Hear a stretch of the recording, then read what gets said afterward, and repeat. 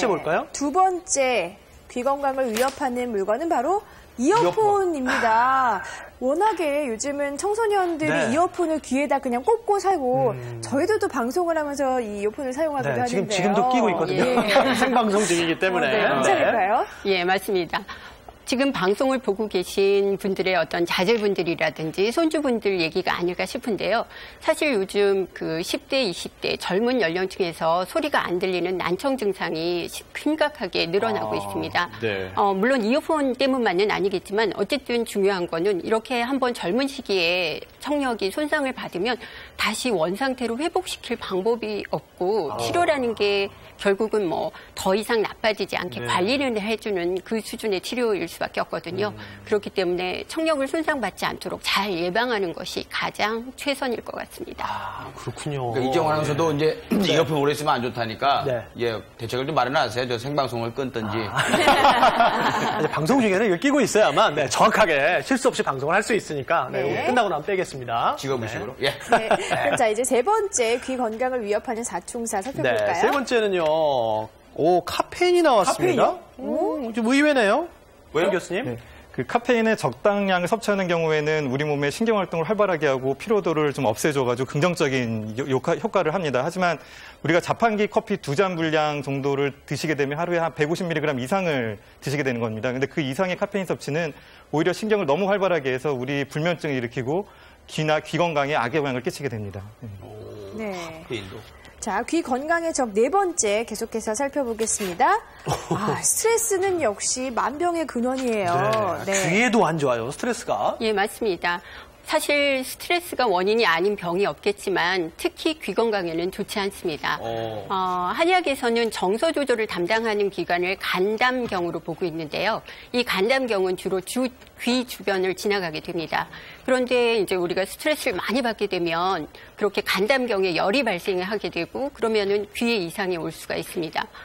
최근에 오시는 환자분 중에서도 한 분 교통사고가 나셨는데 상대방하고 심하게 화를 내면서 싸우셨다고 합니다. 네. 그리고 이제 그 사고 처리 과정에서 스트레스를 많이 받으시고 갑자기 귀에 큰 소리가 나는 이명증이 생기셨다고 오신 분도 계셨었거든요. 네. 예. 스트레스. 그렇군요. 그러면 면봉, 이어폰, 카페인, 그리고 스트레스까지 귀 건강의 적 사총사를 살펴봤는데요. 사실은 이 네 가지에 해당이 안 되시는 분들이 거의 없으실 것 같아요. 그렇습니다. 예. 그런 분들은 특별히 오늘 귀를 확실히 열고 방송을 함께 들어주시면 좋을 것 같은데요. 귀 방송을 귀 기울이셔서. 그렇습니다. 네. 네. 방송 보시다가 궁금한 점은 전화와 인터넷을 통해서 문의해 주시면 되겠습니다. 네, 그럼 하나하나 이제 꼼꼼히 살펴볼 텐데요. 먼저 네. 첫 번째는 자, 이상 신호가 있을 때 우리가 뭐 귀에 어떤 이상 신호가 왔을 때 귀 건강을 어떻게 점검을 해봐야 될지부터 시작해 보겠습니다. 하나씩 짚어보도록 할까요?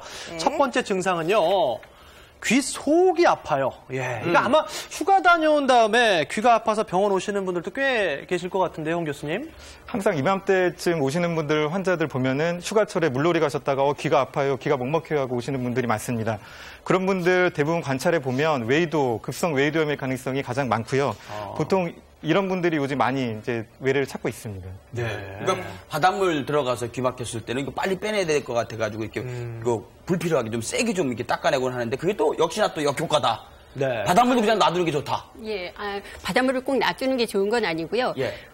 귀 주변이나 귀 속을 살살 이렇게 닦아내시는 거는 괜찮은데 귀 속에 무리하게 면봉이나 귀이개를 넣어서 닦아내시게 되면 귀에 상처도 잘 나고 또 이제 아무래도 수영장이라든지 바닷물이 그렇게 깨끗한 물은 아니기 때문에 이런 경우에 더 이제 세균 감염이 잘 되기 때문에 오히려 청결하게 하려다가 병을 가져오는 결과를 가져올 수 있습니다. 네. 저도 얼마 전에 귀에 그렇게 물이 들어갔었는데 한쪽을 이렇게 띄었어요. 안 나오더라고요. 근데 1시간 정도 지나니까 자연스럽게 나오는 느낌이 들어서 굳이 닦아내지 않으셔도 될 것 같아요. 다 그래요? 다 똑같아요. 제기만 그런 거 아니었어요?